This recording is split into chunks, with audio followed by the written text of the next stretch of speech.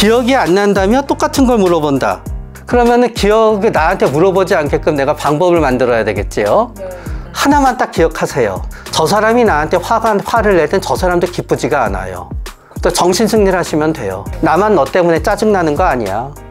너도 나 때문에 짜증나지? 보고는 보통 물어보면 보고하면 되거든요. 이게 과연 가서 그 사람이 하는 일을 중단시키고 들어야 될 만큼 그 사람한테 가치 있는 일일까? 우리가 일했을 때 기분이 나쁜 이유는요, 이 팀장님이 온전하다고 생각하기 때문에 기분이 나빠요. 그 사람이 나보다 직급이 높을지언정 한 수 아래에 놓고 생각해 보시는 거예요. 작가님이 여러분의 고민을 직접 상담해 드립니다. 여기는 작담소입니다. 오늘 아주 특별한 손님 모셔봤는데요. 지식인사이드 인간관계편 저자님이신 최명기 작가님 모셔봤습니다. 정신건강의학과 전문의 최명기입니다. 오늘도 여러분들의 고민을 해결해 드리기 위해서 최선을 다해서 노력하겠습니다. 오늘 저희가 최명기 작가님과 얘기할 내용은 회사 인간관계예요. 근데 이제 최명기 작가님 모신다고 하니까 역대급으로 많은 사연이 들어왔거든요. 그래서 하나하나 한번 읽으면서 살펴볼게요. 이전 직장에서는 상사에게 항상 이쁨 받았는데 이번 회사에서는 상사와의 업무 스타일이 다른 건지 칭찬은커녕 항상 지적만 받네요. 보고하면 이게 최종이라고 생각하고 주신 거죠? 라고 물어보시거나 이렇게 정리하면 안 될 것 같은데? 라고 하시네요. 자꾸 저런 이야기를 들으니 기분이 상하고 자존감이 조금씩 떨어지네요. 어떻게 해야 할까요? 라고 이렇게 보내주셨어요. 네. 이게 최종이라고 생각하고 주신 거죠. 혹은 이렇게 정리하면 안 될 것 같은데 란 말을 살면서 제가 제일 많이 들어봤던 거는 논문을 쓸 때였어요. 그래가지고 이렇게 되죠. 처음에 논문 한다고 내잖아요. 그러면은 교수님이 쓱 바꿔요. 교수님이 바꾼 대로 해서 내잖아요. 또 한 번 바꿔요. 5번 바꾸잖아요. 원래로 돌아와 있어요. 결국은 이거는 답이 없을 수도 있고 이분이 뭔가 정해놓은 게 있을 수가 있어요. 그러니까 이럴 때 제가 원하는 건 이거예요. 매일매일 보고하세요. 상사님 생각은 뭐지요? 라고 물어보세요. 네, 그럼 이분이 그럴 거예요. 그냥 알아서 해. 그러면은 이제 그때부터 이분이 원하는 정도만 딱 진도를 나가서 보여주는 거예요. 결국은 이분이 이게 최종이라고 생각하고 주신 거저는 최종을 자기가 내고 싶은 거거든요. 그러니까 최종을 내면 안 돼요. 결국은 또 이런 분한테 통하는 거는 4가지쯤 최종을 만들어주면 돼요. 4가지 버전을. 네, 상사님 고르세요. 그런데 4가지 버전을 완벽하게 할 필요는 없어요. 방향을 정하는 거예요. 4개 중에 하나. 그러니까 방향을 정하고 결정하는 건 내가 안 하는 거예요. 전부 다. 이렇게 정리하면 안 될 것 같은데 역시 마찬가지예요. 귀찮은 잡무는 내가 하지만 어떻게 정리하면 될지는 다 이분이 지시하는 대로 해야 되는 거예요. 그래서 만약에 이분이 저번에 직장 상사는 그냥 다 해놓으면은 오케이 사인하는 게 편한 분이었다고 가정하는 거예요. 그런 분들의 특징은 귀찮은 걸 싫어해요. 따지지를 않아요. 따지지 않는 상사한테는 이렇게 모든 거를 주체적으로 결정하는 분이 최고의 부하 직원이 돼요. 그러나 이분한테는 자꾸 주제 넘게 선을 넘고 있다고 생각하는 거예요. 이거는 네가 결정해서 이렇게 데리고 오기 전에 나랑 의논을 했어야지. 왜 자꾸 나랑 의논을 안 하고 일을 갖다 진행하고 정리하고 이러고 있어. 그게 제 생각이에요. 틀릴 수도 있지만. 모든 사람은 칭찬이 중요하지만 칭찬이 중요한 거는 사람마다 달라요. 그렇기 때문에 현재 칭찬을 받지 못하고 뭔가 그게 괴로우신 거예요. 그래서 내가 나한테라도 칭찬을 해주자라고 우리가 얘기하게 되지요. 결국은 요거는 어느 정도 시간이 가고 이제 상사도 이분한테 적응하고 이분도 상사한테 적응하면서 해결이 될 거기 때문에 너무 여기에 집중하는 것보다는 내가 회사에서 뭔가 이렇게 상처는 받지만 나라는 사람의 자존감 자체가 무너지지 않게끔은 유지하면 될 것 같아요. 이 상사의 입장에서 나는 이 일을 못할 뿐이지 그거 자체로 내가 뭔가 불량품은 아니거든요. 내가 불량품이 아니라는 거는 이 상사와 나와의 일의 관계가 아닌 다른 곳에서 내가 이제 확인해야 되는 거예요. 나한테 내가 얻을 수 있는 사소한 기쁨과 나에게 얻을 수 있는 나의 자기 존중감을 유지할 수 있는 부분을 잃지 않고 루틴으로 해나가는 것도 방법이 된다고 여겨져요. 자존감이란 게 되게 누가 봐도 뭔가를 잘해야 되고 네. 이래야지 그렇게 쌓이는 거라고 생각했는데 작가님께서 책에서 말씀해 주신 내용이 나는 영화 제목을 누구보다 더 잘 알아. 네. 이런 것도 나를 지킬 수 있는 그 계측치가 된다. 이렇게 네. 말씀해 주신 게 너무 좋았거든요. 네. 우리는 건담을 계속해서 모으시는 분들이 대한민국에 참 많아요.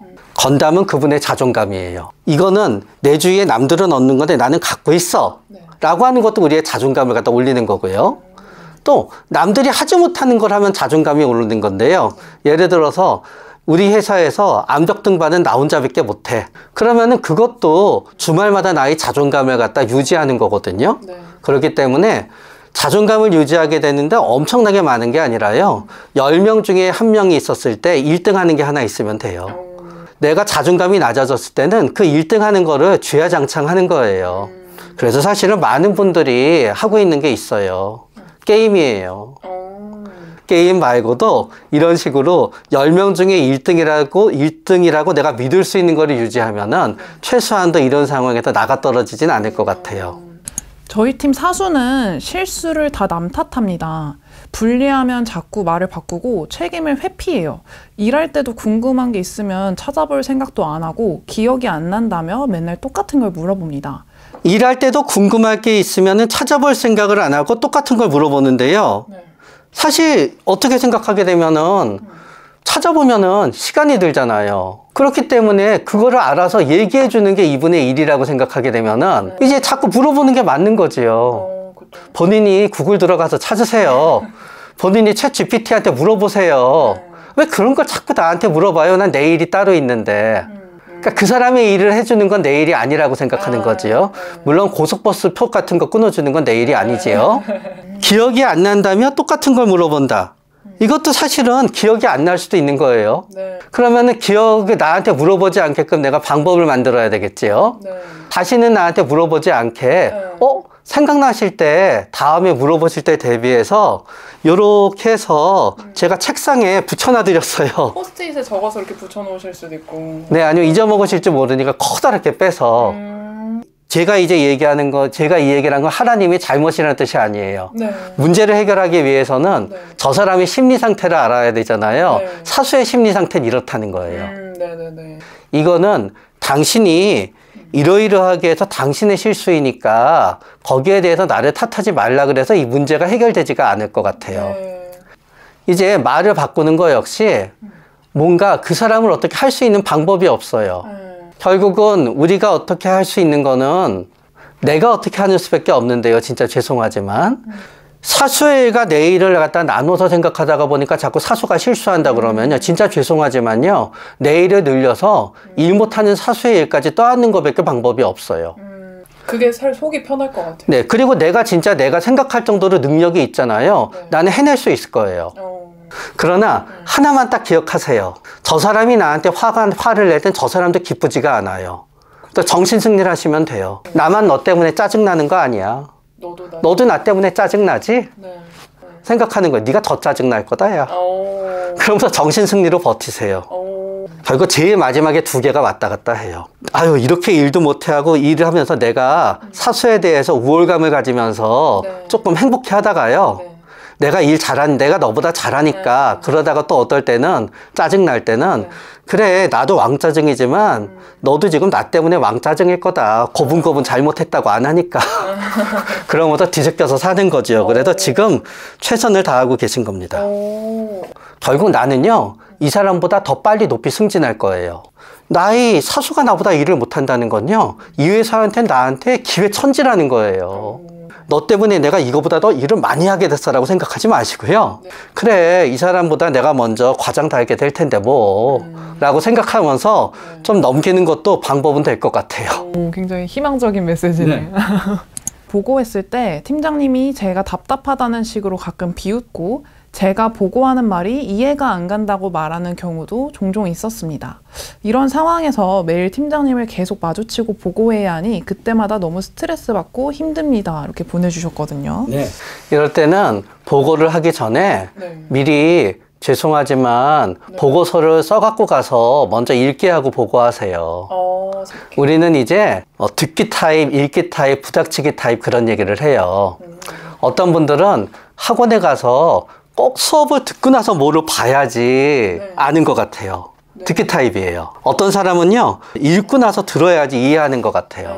그렇기 때문에 사실은 그때그때 가서 본인은 보고한다고 생각하지만요, 이 상사 입장에서 귀찮은 거예요. 한마디로 말하면은 별로 알고 싶지 않은 걸 보고하고 할 수도 있는 거예요.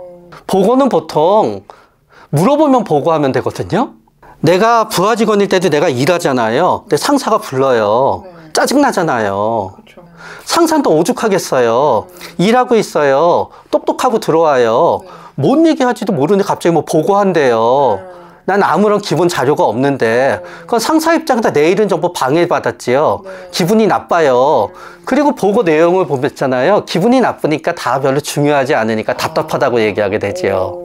그리고 이해가 안 간다는 것도 어느 쪽의 잘못인지 알 수가 없어요. 진짜 이해가 안 가게 내가 얘기하고 있을 수도 있어요. 이건 진짜 죄송하지만요, 나는 이 사람이 이해를 하게끔 얘기해 주는 것까지 사실 내 일이에요. 요새 상사가 이제 우울증 걸려서, 옛날 같으면 IQ가 120으로 돌아가시는 머리였는데요, 우울증 걸리면 집중력 떨어지고 일 못하거든요. IQ가 100이 되셨어요. 그러나 그 사람이 이해하게끔 하는 것까지 내 일이거든요. 그래서 만약에 이분이 이렇게 몇 번 봤더니 확실히 이해도가 낮은 것보다는 읽기 타입인 것 같아요. 그러면은 보고서를 써서 먼저 주고 그거에 맞춰서 보고를 하는 것도 방법이 되는 거고요. 그게 아니면은 내 보고 스타일을 좀 생각해 보는 거예요. 예를 들어서 문자를 할 수도 있고 이메일을 보낼 수도 있는데, 이게 과연 가서 똑똑하고 그 사람이 하는 일을 중단시키고 들어야 될 만큼 그 사람한테 가치 있는 일일까? 입장을 바꿔 생각하면 별로 세상에 그렇게 급하게 대면보고를 해야 될 일이 없어요. 그런 다음에 이것도 도움은 돼요. 내가 보고하는 걸 내가 한번 녹취해서 내가 들어봐요. 이제 병원 하다가 보면 환자가 다쳤어요 하면요, 다쳐서 어떻게 됐어요를 얘기해야 되잖아요. 어떻게 되어서 이렇게 되어서 저렇게 되었어요. 모든 과정을 다 설명하시는군요. 네, 그러면은 그럴 때는 너무 길어서 답답하다는 얘기를 들어요. 그때는 결론부터 얘기하는 걸로 바꿔야 돼요. 그런 다음에 어떤 분은 너무 짧아서 답답하다는 얘기를 들어요. 그럼 살을 좀 붙여야 돼요. 그러나 팀장님은 어쨌든 현재 기분이 나빠져 있거든요. 기분이 나빠져 있을 때는요, 별로 가까이 하지 마세요. 일단 잠깐. 네, 그래서 기분이 이렇게 팀장님이 나빠져 있잖아요. 부를 때만 가세요. 너무 잘하려고 자꾸 가잖아요. 갈수록 더 미움받으실 가능성이 매우 커요. 우리가 일했을 때 기분이 나쁜 이유는요, 이 팀장님이 온전하다고 생각하기 때문에 기분이 나빠요. 예를 들어서 이런 경우를 생각해 보는 거예요. 이 팀장님이 보이스피싱으로 10억쯤 돈이 날아갔대요. 그건 난 생각하게 되죠. 맞아, 제정신이 아니구나. 그러니까 내가 보고하면은 자기가 이해를 못하니까 답답하지. 은연중에 이분이 팀장 딱지를 갖고 있기 때문에 이분이 옳고 내가 틀림없이 틀릴 거라는 생각을 하고 있기 때문에 그래요. 그리고 이 사람이 내 보고를 듣고 이해할 수 있는 능력이 되는데 안 하고 있다고 생각하는 거예요. 그거를 오히려 이분이 안 하고 있다고 생각하지 마시고요. 문의는 팀장이지만 나보다 IQ가 낮을 거야. 그러니까 IQ가 높은 내가 IQ가 낮은 네가 이해받을 수 있게 설명해 줘야지. 그 사람이 나보다 직급이 높을지언정 한 수 아래에 놓고 생각해 보시는 거예요. 그러면 정신 승리가 가능해요.